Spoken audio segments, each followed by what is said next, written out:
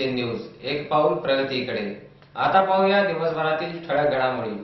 परळी शहरातील नगरपालिकेच्या निवडणुकीच्या रणधुमाळीला आता चांगलाच रंग चढला आहे।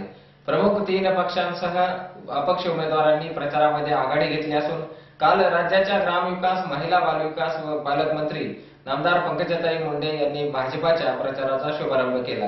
तर आज राष्ट्रवादी काँग्रेसच्या वतीने राज्य विधान परिषदेचे विरोधी पक्षनेते नामदार धनंजय मुंडे यांच्या हस्ते राष्ट्रवादी काँग्रेसच्या प्रचाराचा नारळ फोडण्यात येतो आहे। तर उद्या काँग्रेसचे प्रदेश सरचिटणीस प्राध्यापक टी.पी. मुंडे यांच्या हस्ते काँग्रेसच्या प्रचाराचा शुभारंभ करण्यात येणार असून जनक्रांती युवक संघटना व अपक्ष म्हणून लढत असलेले राजेश देशमुख यांनी सुद्धा परळीच्या विविध भागातील प्रचारांमध्ये आघाडी घेतली। लोकनेते गोपीनाथ मुंडे यांच्या स्वप्नातील परळीचा विकास साधण्यासाठी भाजपा, शिवसेना, रिपाई युतीला संधी द्या असे आवाहन करीत तुम्ही मला मत द्या, मी तुम्हाला विकास देते असा शब्द देत ग्रामविकास, महिला आणि बालकल्याण मंत्री नामदार पंकजाताई मुंडे यांनी परळीच्या जनतेला मतदानासाठी साद घातली। ज्या निवडणुकीने बाबांच्या डोळ्यात अश्रू आणले तीच निवडणूक पूर्ण बहुमताने जिंकून अश्रू पुसायचे आहेत असा निर्धार त्यांनी व्यक्त केला।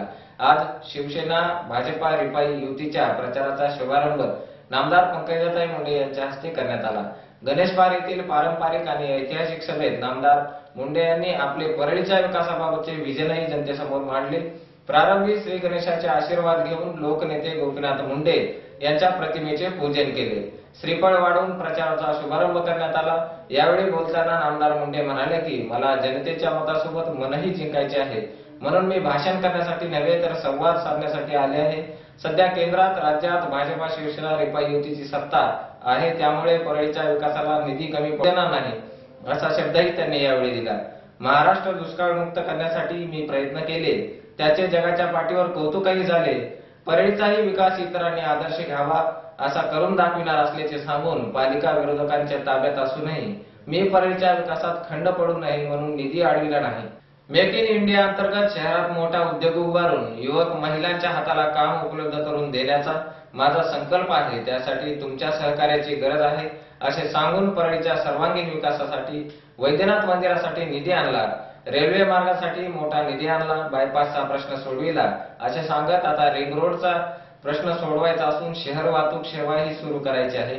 चौकाचौकात सीसीटीव्ही कॅमेरे बसवायचे आहेत, धूळ आणि प्रदूषण मुक्त शहर बनवायचे आहे, परळीला स्मार्ट सिटी बनवायचे आहे, शहरातील कचरा व्यवस्थापन करायचे आहे असा शहर विकासाचा संकल्प त्यांनी जनतेसमोर मांडला।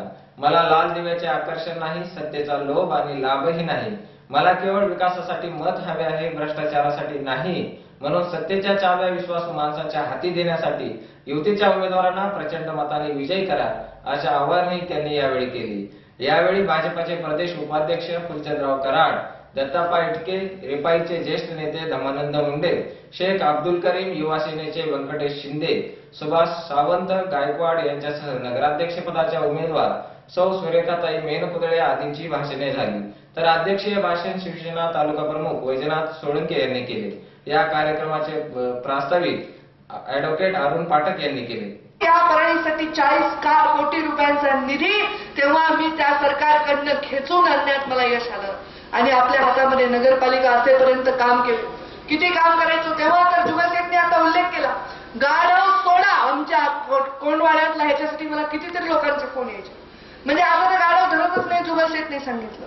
तेव्हा मी जेव्हा रस्त्याने परळीच्या जायचे, एखादा पाईप फुटला असला की मी लगेच नगराध्यक्षांना फोन करायचे, इथं पाईप फुटला, इथे पाणी वाया चालले, इथे नालीच्या समोर एवढी मोठी घाण आहे, का उचलली नाही? याच्यामध्ये मी स्वतः जातीने लक्ष द्यायचे, स्वतः नगराध्यक्षांना तिथे धावायला लावायचे, प्रत्येक लोकांचे आम्ही हकेला जायचो।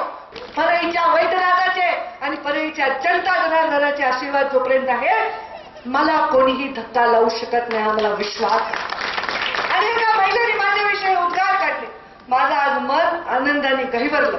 आज माझे बाबा जिथे असतील तिथून त्यांना आज अभिमान वाटत असेल। संधी म्हणून परळीचा चेहरा मोहरा बदलण्यासाठी आमच्या भारतीय जनता पार्टी, शिवसेना आणि रिपाई युतीच्या उमेदवारांना प्रचंड मताने जात, पात, धर्म, वर्ण, लाट, लुचपत, लालच या सगळ्या गोष्टी बाजूला ठेवा, सुंदर, सुरक्षित, भयमुक्त आणि संस्कारी परळी निर्माण करण्यासाठी आपल्या सगळ्यांचं योगदान मतदानाच्या रूपात करा आणि महाराष्ट्रात अतिशय मानवर करून मला परत एकदा अधिवेशनात जाताना अभिमान वाटला पाहिजे, जो अभिमान मला साखर कारखान्याला वाटला